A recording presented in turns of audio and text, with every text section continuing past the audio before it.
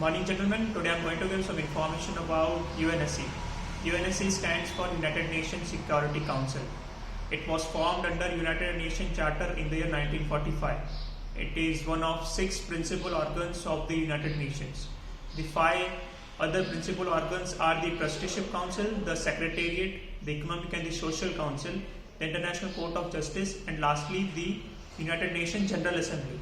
The headquarters of UNSC is in New York. And the primary responsibility of UNSC is to maintain international peace and security.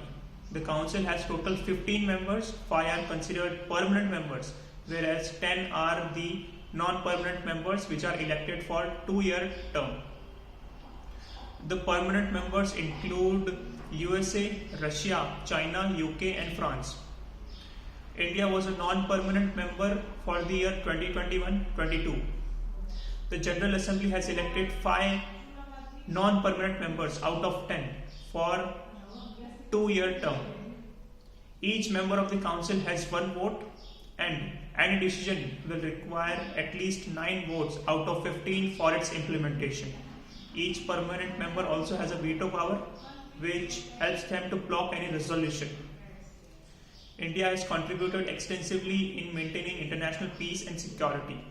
In fact, India has participated in 43 plus peacekeeping missions organized by United Nations and also sent 160,000 troops in different missions.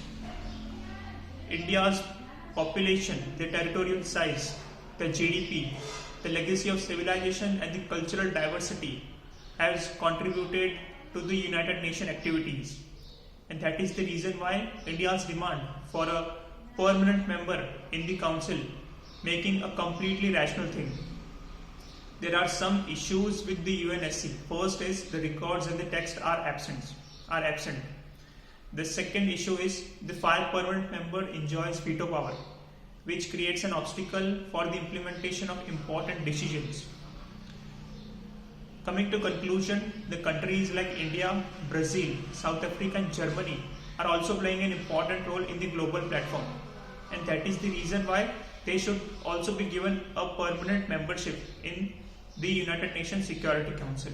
And the current permanent members should increase their transparency for the implementation of important decisions. Thank you, gentlemen.